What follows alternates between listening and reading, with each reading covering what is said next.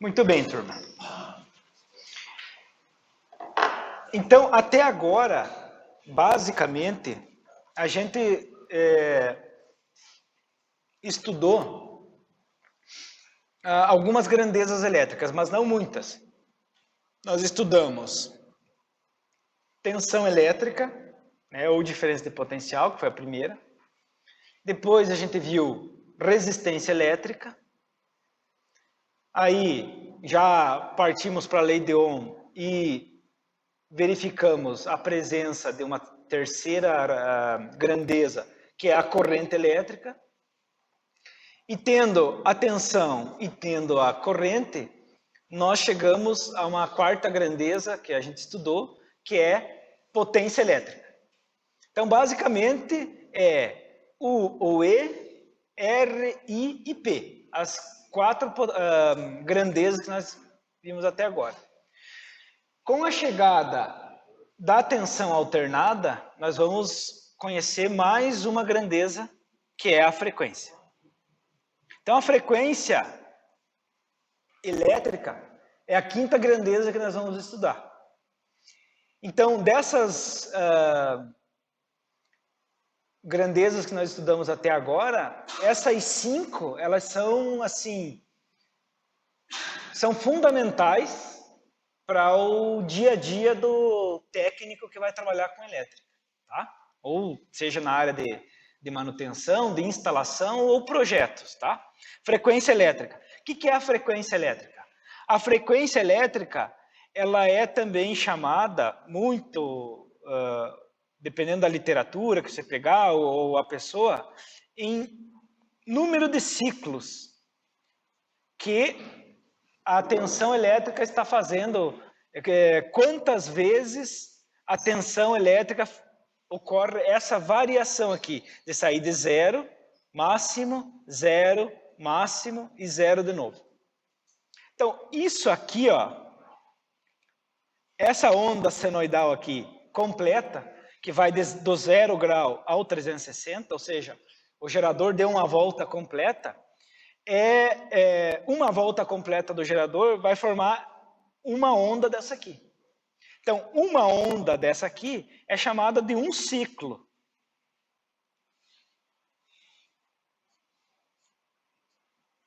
Só que a frequência ela quer saber, ou ela quer informar, quantos ciclos desses acontecem por segundo. Quantas vezes a onda da tensão e depois da corrente vai ter essa variação por segundo. Então, quantos ciclos por segundo ocorre? Isso é a frequência. Então, a frequência F é igual a ciclos por segundo. Mas isso aqui numa linguagem bem popular. Se eu tivesse que explicar, o dia que vocês tiverem que explicar para alguém leigo o que é a frequência, é quantas variações completas, tá? Não é só o semiciclo positivo e nem só o negativo. É a variação completa. Se a gente pegar aqui, ó,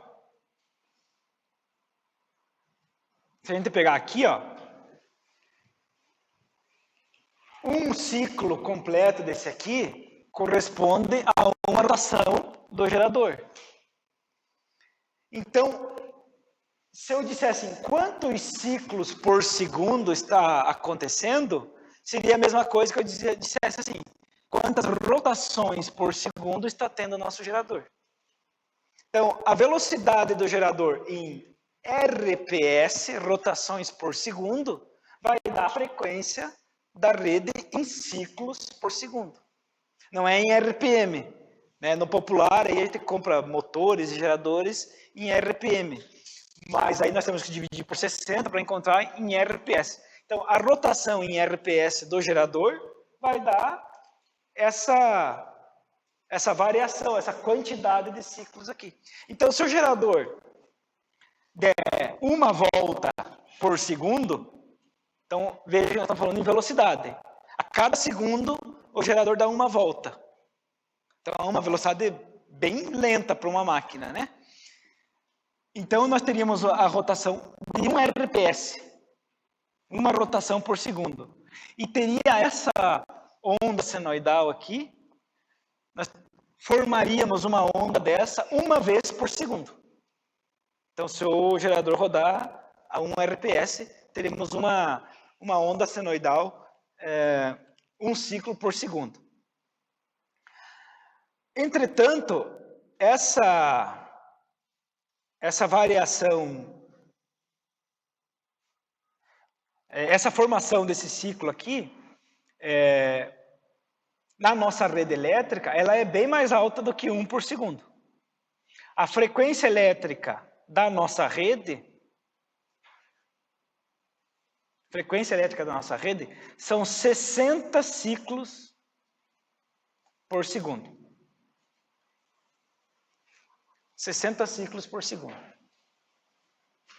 Então, nós vamos ter na nossa rede 60 variações dessa em 1 segundo.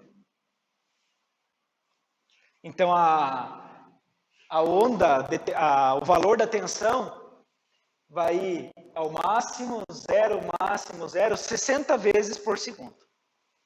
Então, isso é no Brasil. No Paraguai, por exemplo, nós temos a rede elétrica paraguaia é 50 ciclos por segundo. Então, felizmente, o Brasil todo, o Brasil inteiro, felizmente, é 50 Hz. Tá? Então, eu falei 50? Não, o Brasil é 60. Então, falei errado. Isso. O Brasil são 60 ciclos, o Brasil todo. O Paraguai é 50. O Brasil são 60. Né? Então, a frequência, nós vamos ter... não vai caber aqui, mas vou escrever aqui. Ó. Então, F é frequência.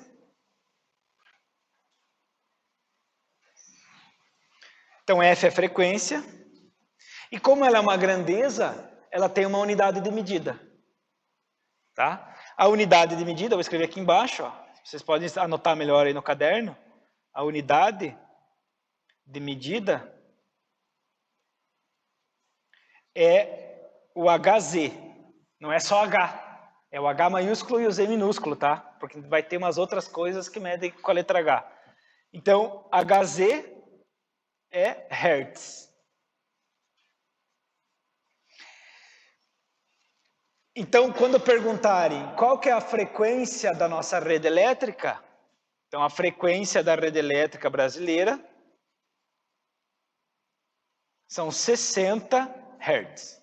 Você não vai falar 60 ciclos, né? Falar 60 ciclos, você está sendo pré-histórico. Os antigos chamavam de 60 ciclos, embora a gente saiba que são 60 ciclos. Né?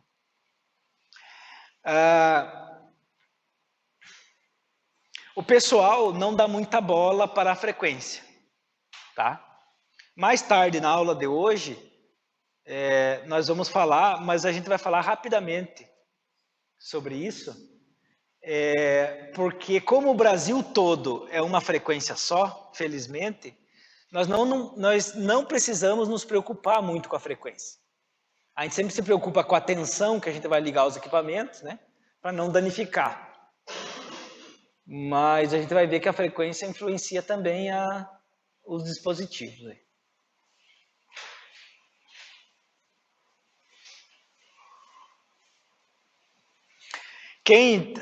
Vocês aí são tudo novinhos, né? Mas quem tem aí às vezes um tio, um parente, o pai, alguém aí, a mãe, sei lá, que antigamente, isso lá pelos anos 90, 80, 90, ia para o Paraguai fazer compras. E comprava rádio-relógio lá. E eu lembro bem que nós tínhamos um lá em casa, ou um parente nosso tinha rádio-relógio. E o rádio-relógio sempre atrasava. Nunca ficava com o horário certo. Então o relógio não dava para usar. Só o rádio, né? Mas o relógio não dava. Por quê? Porque o equipamento era fabricado para funcionar em 50 Hz. Eu fui descobrir isso anos mais tarde. e trazido para o Brasil, 60 Hz, ele não danificava, mas não funcionava adequadamente. Podemos ter casos de ter equipamentos que se danificam quando a gente altera a frequência. Assim como quando a gente altera... Então, lembrem-se lá daquela brincadeirinha que nós fizemos, o chuveiro. Quando eu pegava um chuveiro daqui e levava lá para o Paraná. Que daí ele não dissipava toda a potência, ficava com a potência bem, entre aspas, bem fraquinha. Então ele não estragava, mas não funcionava direito. Quando eu trazia um chuveiro de lá para cá, aí ele dissipava tanta potência que queimava. Ele ia para 18 mil e tantos watts lá, 19 mil e pouquinho, né? O mesmo chuveiro que funcionava lá em 110, trouxesse aqui para 220. Então a gente vai ver que não basta somente nós ficarmos atentos para os valores de tensão dos equipamentos, né? Tem que casar a tensão do equipamento com a tensão da rede, ou a tensão que eu vou ligar. Mas a gente vai ver que a frequência também é um fator importante aí, tá? Então, frequência medida em Hertz e a frequência brasileira, então, 60 Hz, tá? Mais uma grandeza aí. Tranquilo? Quem que não sabia disso? Só para eu ter uma noção aí. Quem que não sabia da frequência da rede elétrica brasileira? 1, 2, 3, 4, 5, 6. 6 de 12. É por causa da frequência. Hoje, os equipamentos mais modernos, eles aceitam variações, né? Por conta da eletrônica embarcada no equipamento. Né? Se modernizou. Mas antigamente não. Desculpa. Vamos lá. Bom.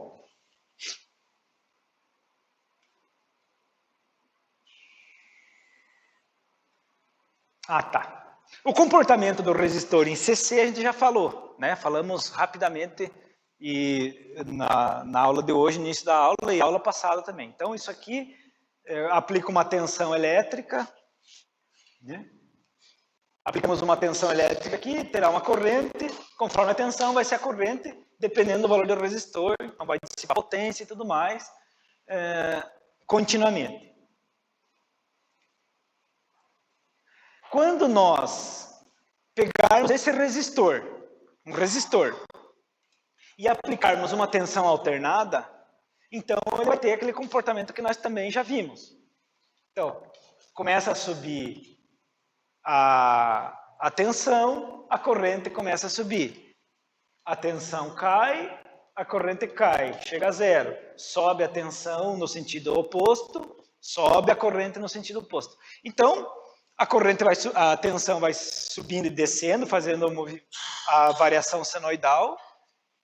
Então, 60 vezes isso aqui por segundo. Então, o chuveiro de você, nosso chuveiro, a nossa torneira elétrica, a nossa chaleira elétrica lá na nossa residência, vai ter esse comportamento aqui. E o valor da tensão e da corrente, como a gente já falou a semana passada, a tensão máxima vezes o seno do ângulo da posição que o gerador vai estar naquele instante ali. Né? Muito bem. Então, esse é o comportamento do resistor em corrente alternada, no sistema alternado. Né? Lembrando que, para o nosso dia a dia, a gente vai... Ninguém me perguntou, mas não sei se não perceberam ou... A gente vai lidar aqui com o valor, nos gráficos, nos cálculos, nos exercícios, com o valor de tensão eficaz. Então, nós vamos considerar aqui como se fosse 220 volts. Mas a gente sabe que o pico, na verdade, aqui, nós calculamos na aula passada, é 311, por exemplo. Né? Então, se a tensão da rede eficaz nossa é 220, o pico aqui vai dar 311. Mas... Como a gente, nos cálculos e atividades e projetos, enfim, a gente só trabalha com a tensão eficaz, a gente sabe que vai a 311, a gente considera aqui os 220 volts. Então, vamos considerar aqui que que a onda senoidal da tensão está saindo de 0 a 220. 0 a 220. Mas a gente sabe que está indo 0 a 311. 0 a 311, tá? Então a corrente também vai fazer esse acompanhamento aqui.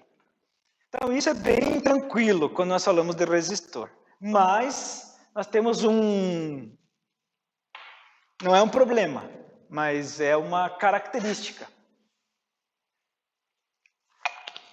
Nós temos outros elementos nas instalações e equipamentos que não são resistivos. Então nós falamos aqui de chuveiro, torneira elétrica, de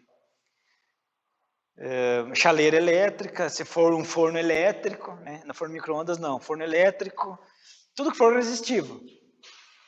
Mas daí lá na tua casa tem o forno micro-ondas, por exemplo. O forno micro-ondas tem uma bobina, tem um motor lá que faz girar o prato, né? Não tem resistores lá dentro do forno micro-ondas, ele não aquece por resistência. Na tua residência tem um aparelho de ar-condicionado que tem motores, não tem resistores. Tem um portão eletrônico, um portão elétrico lá que abre, tem um motor, tem um ventilador, é motor. Então, motores, bobinas em geral, são indutores. E os indutores, as bobinas, que tem essa representação aqui, elas não têm o mesmo comportamento do resistor.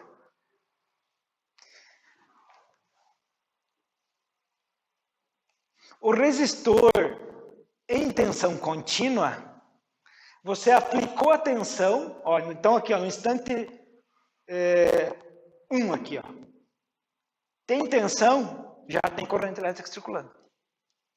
Aplicou tensão, tem corrente. No valor, a corrente aqui embaixo. A tensão no seu valor máximo e a corrente no valor máximo. É assim, instantâneo, né? Supondo, claro, instalações de curta distância, né? Mas é instantâneo. No indutor, não. Quando eu aplicar, ou quando nós aplicarmos uma tensão num circuito que tem um indutor instalado, nos terminais de um indutor, a corrente elétrica no indutor, ela vai subindo lentamente, em comparação com a tensão. A tensão já está no máximo, apliquei o máximo de tensão. A corrente no indutor, ela demora para subir, para atingir o valor máximo. Ela sai de um valor 0 e vai subindo lentamente. Todo indutor tem essa característica aqui. Então aqui eu peguei esse indutor e conectei ele numa fonte de tensão contínua. Então, apliquei, ou aplicamos então, né? Aplicamos a tensão no indutor, daí a corrente começa a subir e demora um período relativamente longo aqui para ele atingir o máximo da corrente.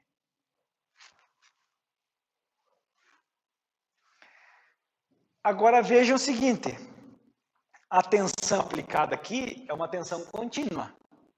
Então, digamos que eu apliquei, como nós estávamos brincando ali antes, 100 volts aqui. Essa tensão foi aplicada aqui de maneira instantânea.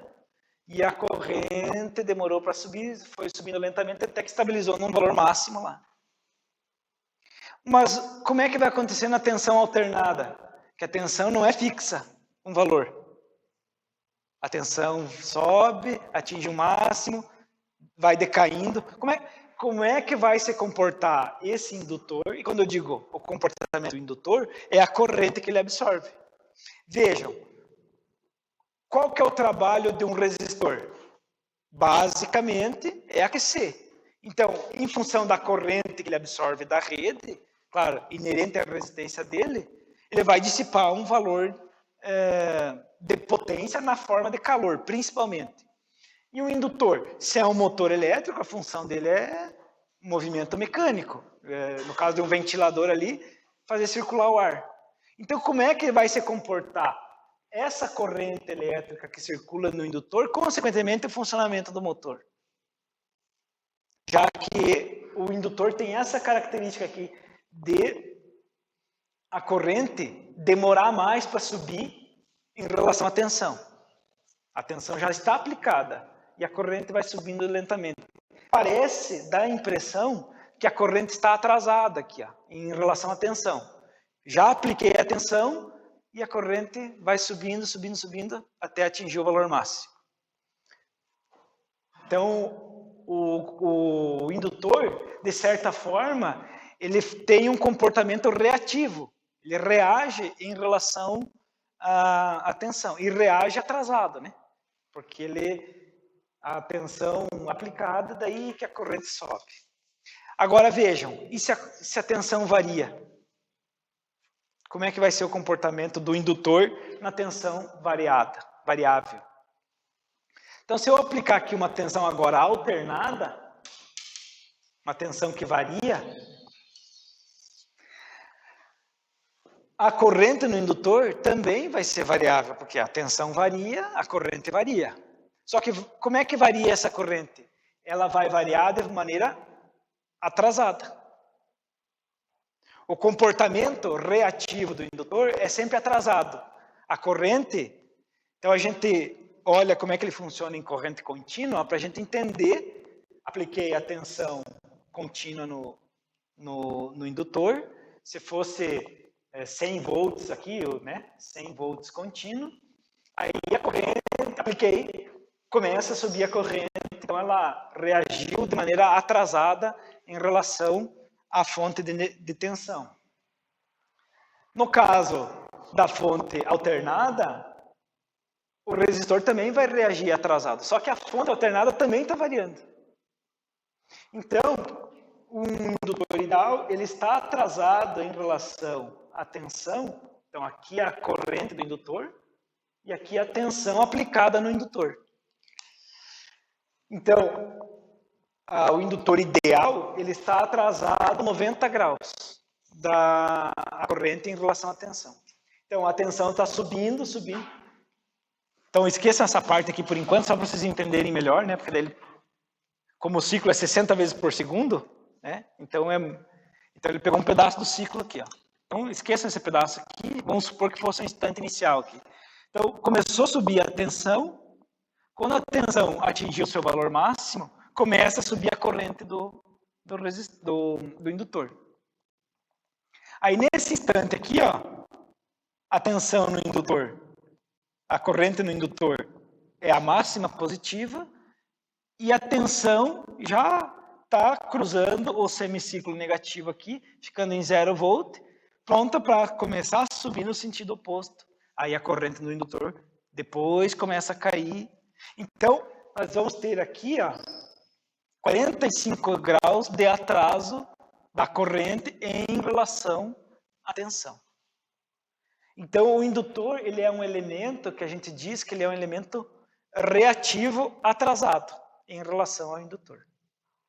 Então, a corrente no indutor vai ser sempre atrasada.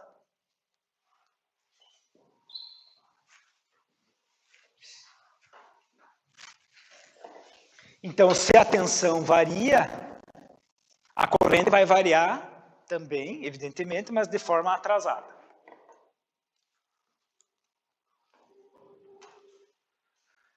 Muito bem. E o capacitor?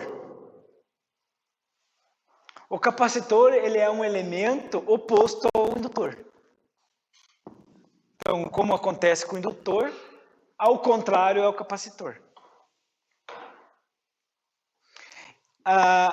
Tanto o indutor quanto o capacitor, eles são considerados elementos de, vamos falar assim, ó, armazenamento de energia, tá? Ele armazena energia. Essa energia,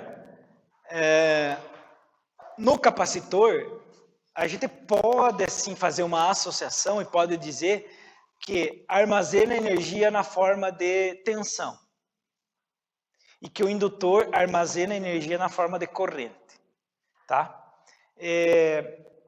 Não vamos entrar muito nesse detalhe porque é um assunto um pouco complexo, mas eles são armazenadores de energia. Então, porque eles são reativos, então eles têm energia armazenada. O capacitor é o inverso, tá? O capacitor é o inverso do indutor. Então, se nós pegarmos um capacitor que esteja zerado, sem carga, descarregado, Aquele exemplo que eu dei do indutor também seria um indutor sem carga, descarregado.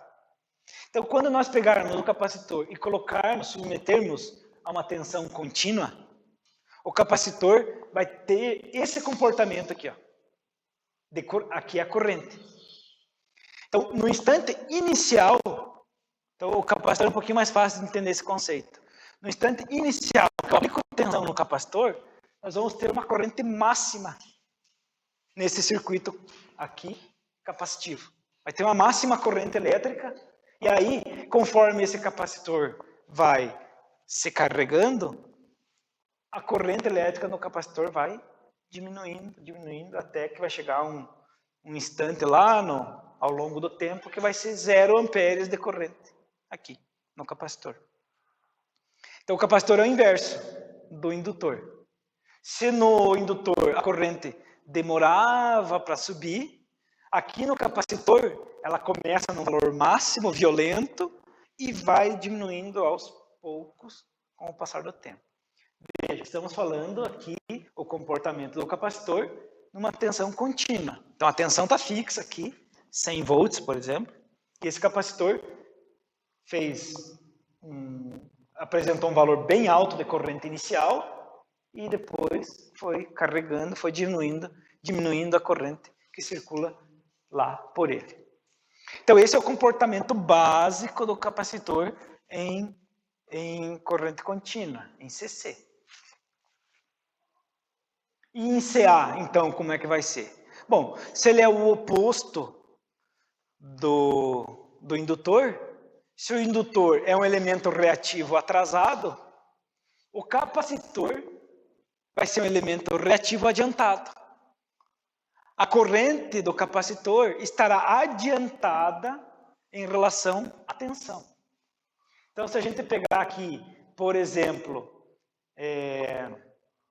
nós pegarmos, deixa eu ver aqui, ó, para ficar mais fácil, esse ponto de 90 graus aqui, ó, se nós pegarmos esse ponto aqui, a corrente do capacitor está subindo no semiciclo negativo.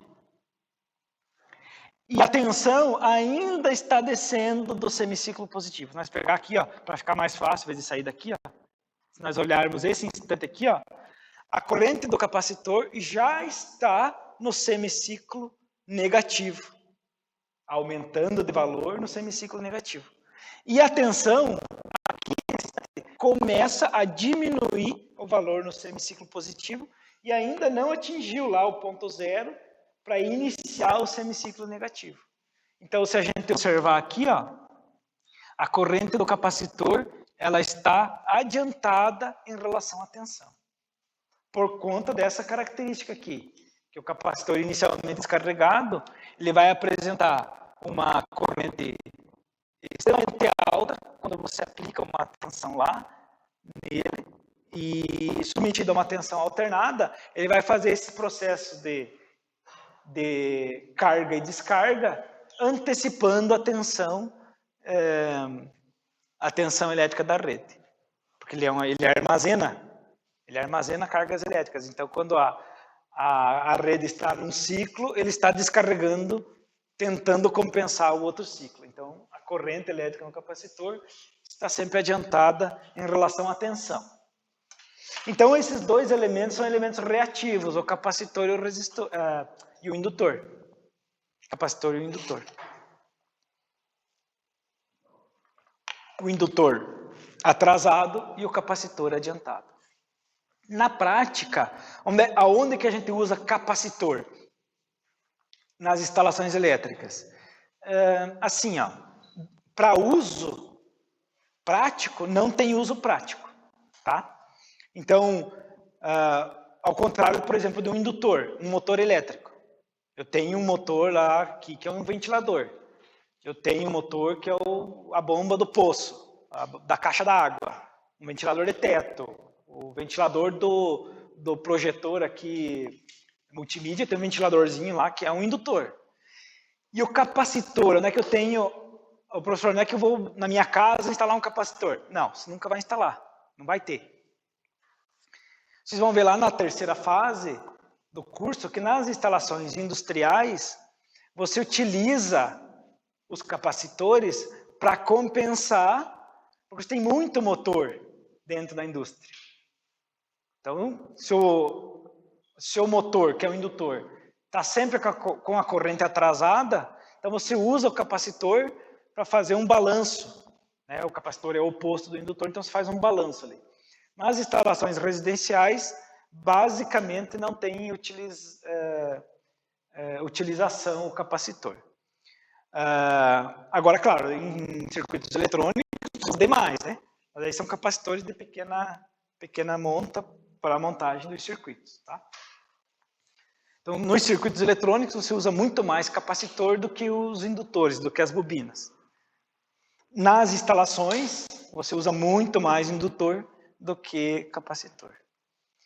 Quem de vocês aí que for se aperfeiçoar, porque há uma discussão hoje bem interessante sobre esses sistemas de microgeração de energia, né? Geração com placa fotovoltaica. Né? Quem tem uma residência que gera um pouco ali só para o consumo próprio, para fazer um balanço ali, descontar da fatura da energia da Celesc, não é tão problemático. Mas às vezes tem uma residência que tem uma planta de geração lá um pouco maior, um estabelecimento comercial, aí um supermercado ou uma indústria,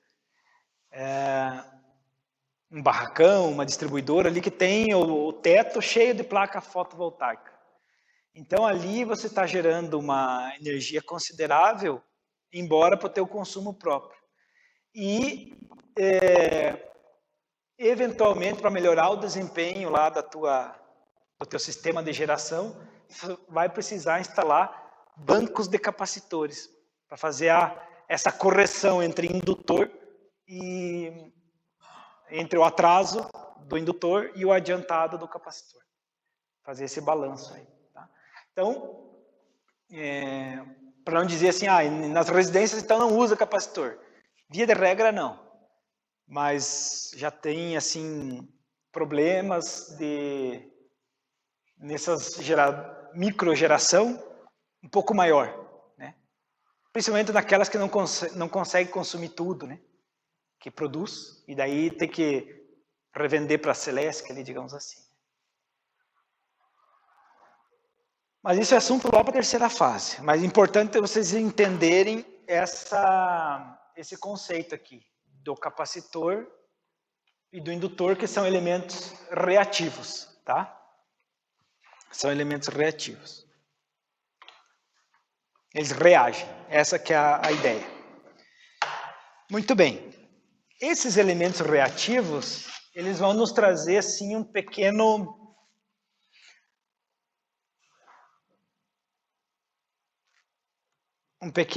digamos, probleminha. E aí nós vamos para uma sexta grandeza elétrica. Tá? Sexta grandeza, chamada impedância. Como o nosso curso aqui não é técnico em eletrotécnica, a gente não vai... vocês não precisam se assustar aí, que nós não vamos nos aprofundar em cálculos, dimensionamentos baseados na impedância. Mas vocês, como técnicos que vão trabalhar com a área elétrica, precisam entender o conceito da impedância. Tá? A impedância, ela é representada por essa letra Z. Então, e ela também é medida em ohms, semelhante à resistência elétrica. Tá? Então, a impedância elétrica é algo semelhante à resistência elétrica. Nós podemos dizer que a impedância, se a gente quiser fazer um conceito bem resumido, você pode dizer que impedância é a resistência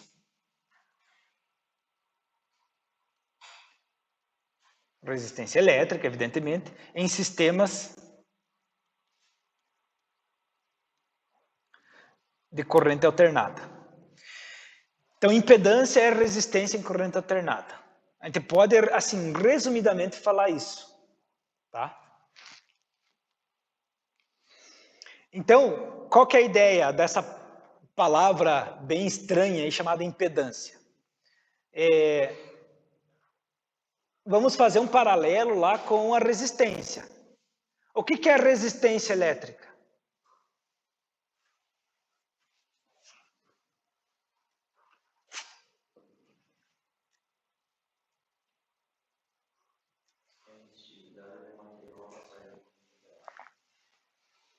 Quase, não é bem resistividade, mas é quase isso.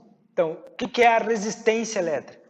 Resistividade é a resistência específica.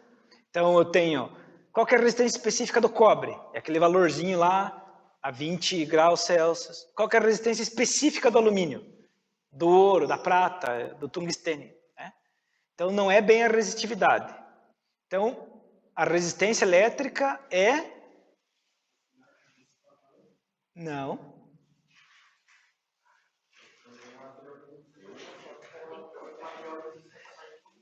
Ah, sim. É todo material, olha. Fala, Vinícius. Isso, é todo material que resiste ou que dificulta. Não precisa ter vergonha, gente. Todo material que resiste ou dificulta a passagem da corrente elétrica. O próprio nome já diz, ele resiste à passagem da corrente elétrica. A impedância, para vocês assimilarem o conceito, ela é para não usar o mesmo termo de resistência, porque ele vai ter conceitos a mais dentro da impedância. A impedância é essa tentativa, entre aspas, de impedimento da passagem da corrente elétrica. Então, basicamente, a grosso modo, é a mesma coisa. Só que a resistência a gente vai aplicar muito em sistemas CC ou sistemas que têm só resistores. Mas quando nós tratarmos de sistemas que não tem só resistor, que tem resistor, que tem indutor junto, ou tem capacitor, nós vamos ter que falar da impedância, que é essa ideia de impedimento de passagem da corrente. Por isso ela também é medida em ohms, tá? E é, entre aspas, uma resistência em sistemas CA. Muito bem. Vamos pegar a caneta aqui. A impedância Z vai ser igual. Do que é feito, do que é fabricado um indutor? O que é um indutor? Um cobre, um fio de cobre, o quê? Transformado num eletroímã, certo? Mas como é que ele é fabricado? Ele é um fio de cobre no formato espiral. Se ele é um fio de cobre, como o Lucas falou ali, vai ter uma resistividade. Então, por ser um fio de cobre, ele tem um valor de resistência elétrica, que nós já calculamos lá, alguns exemplos, pela segunda lei de Ohm, que conforme o comprimento e a área, vai dar um valor de resistência. Então, a impedância, ela é formada por um valor de resistência mais alguma coisa. Por isso que ela também é medida em ohm, a impedância. Então, é a resistência mais, eu vou escrever aqui, ó, XI, tá? XI.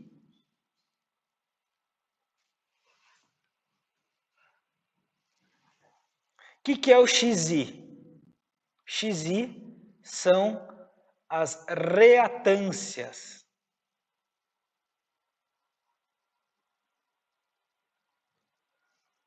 Elementos reativos. Elementos reatores. Quais que são os dois elementos reativos que nós estudamos hoje? Indutor e capacitor. Então, nós teremos uma reatância, porque eles reagem à tensão. Uma reatância do indutor, uma reatância do capacitor. Reatores. Pode chamar de reativos, né? Reatores. Então, ZL vai ser igual a R mais XL. Aqui nós vamos estar falando da reatância indutiva. Quando apareceu L, é indutiva. Então, se for ZL, é a impedância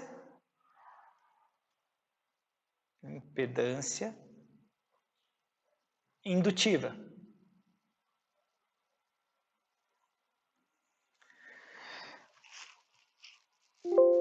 Opa. Não é um resistor aqui, né? É um indutor, L. Então, o símbolo do indutor é a letra L.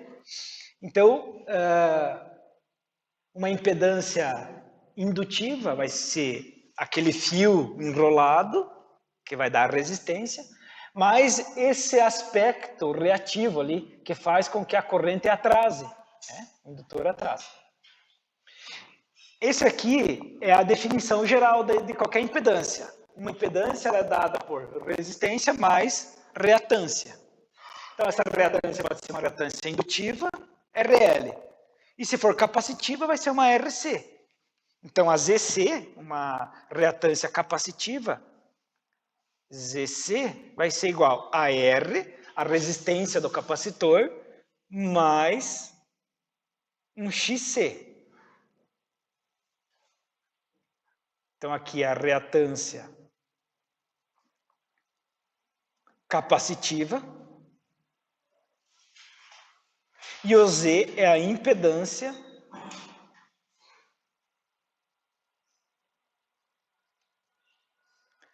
capacitiva. O capacitor, ele é parecido com a fonte, mas as duas barrinhas são de iguais tamanhos, tá? Letra C.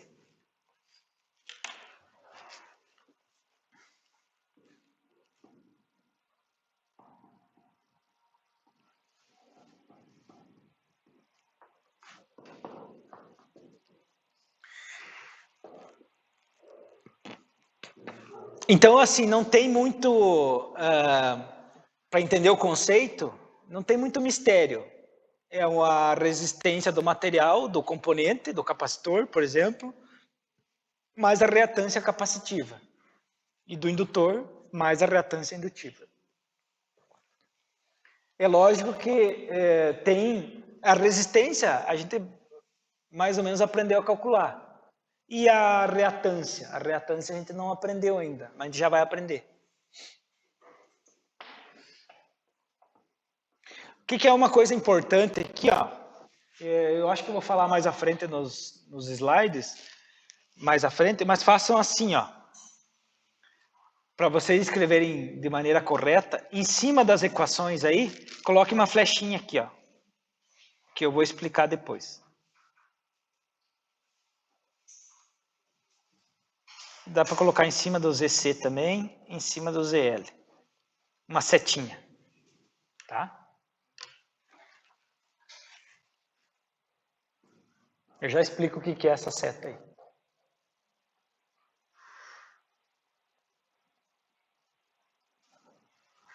Tranquilo aí, turma? Então é só conceito, a gente não vai ficar mergulhando nesses dimensionamentos aí, porque não é o caso, tá? Mas só para vocês entenderem, nós não podemos... Deus o livre, um técnico, eletricista lá, não falar em impedância para ele não saber mais ou menos o que significa, né? Muito bem. Então, nós temos uma rede elétrica no Brasil, uma frequência F medida em Hertz. Então, nós temos 60 Hertz de frequência. A impedância medida em ohm é dado aí pela resistência mais a reatância. Então, se for reatância capacitiva ou uma reatância indutiva, dependendo do material.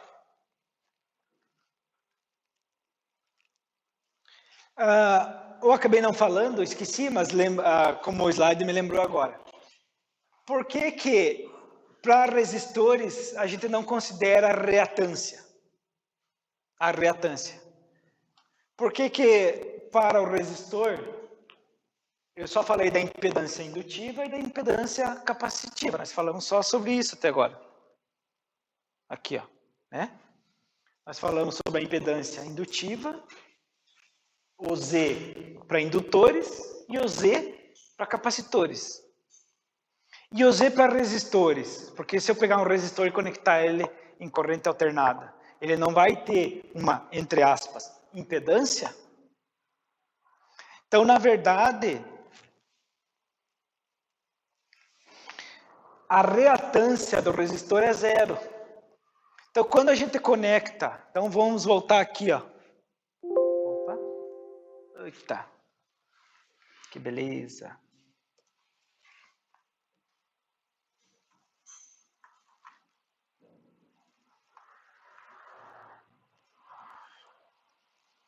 Então, quando a gente volta ao indutor,